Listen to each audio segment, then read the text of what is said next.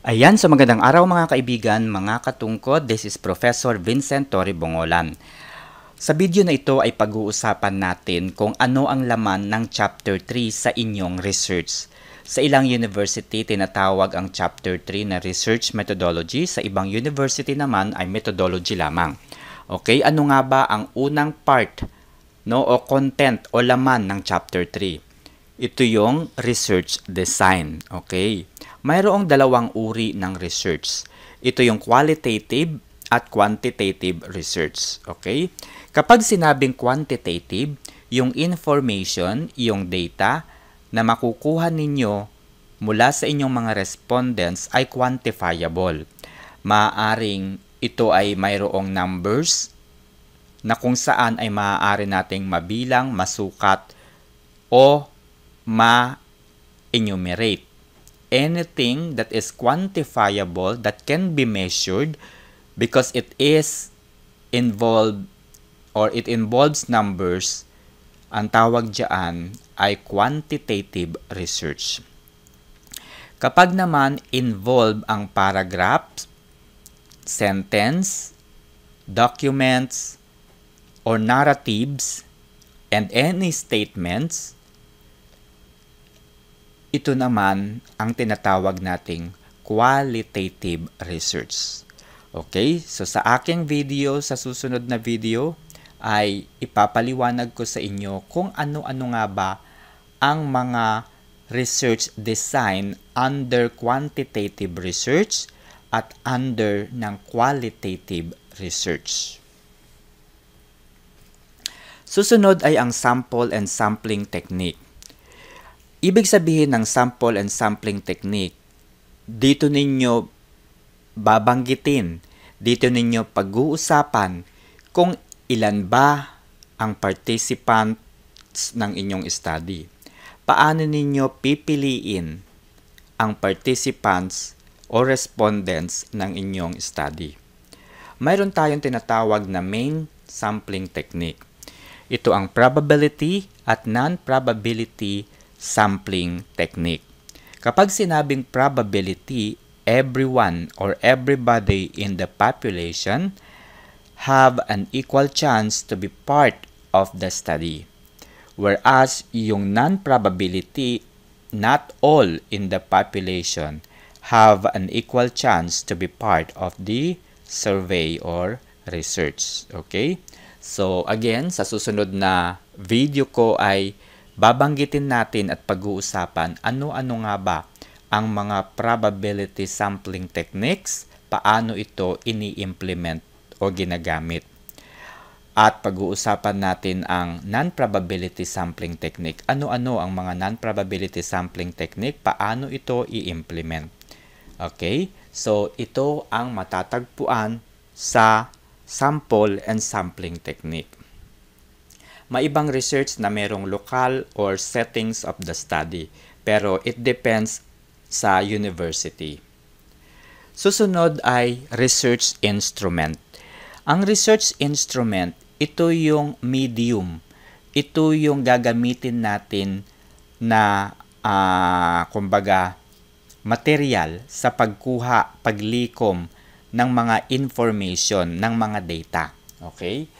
Paano ba natin kukunin yung mga data natin na sasagot doon sa statement of the problems na ating isinulat sa chapter 1? Paano natin masasagot yung hypothesis? Gagamit tayo ng research instrument. Okay? Sa anong paraan para tayo makakuha ng data and information? Yung iba gumagamit ng survey questionnaire. Yung iba ay nagkakandak ng focus group discussion. Yung iba naman ay nag-i-interview. Okay? So, ito yung iba't ibang research instrument. Okay? So, tandaan ninyo, sa research instrument, matatagpuan din dito yung anong questionnaire yung ginamit ninyo. Okay? Paano ninyo na-validate? Paano ninyo kinuha yung reliability ng instrument ninyo? Hindi pwedeng gumawa lang tayo ng tanong at tinanong na natin yung mga respondents. Kailangan nating makuha yung validity and reliability ng ating instrument. Ipapaliwanag natin ito sa research instrument o instrumentation ang tawag ng iba. Okay? Hindi tayo maaaring basta-basta na lamang gagawa ng research instrument. Kinakailangan natin itong ma-validate at makuha ang reliability nito. Okay? Sa ibang video ay ipapaliwanag ko sa inyo ang iba't ibang uri ng validity and reliability. Paano tayo makakapagpa-validate ng ating questionnaire or interview questions and so on and so forth. Okay? Data gathering procedures. Ito yung isang part ng chapter 3 na dapat maliwanag. Ikukwento ninyo kung paano kayo nag-umpisa sa pagkuha ng data or information from your respondents. Okay? Dito ay makikita ang kahusayan ng mga researchers sa tinatawag nating storytelling. Okay? Sinusubukan ang estudyante o ang mga mag-aaral na ipaliwanag ng maayos kung paano nila kinuha ang kanilang data. Okay? Malalaman dito kung nag-plagiarize ba sila, nangopya sila.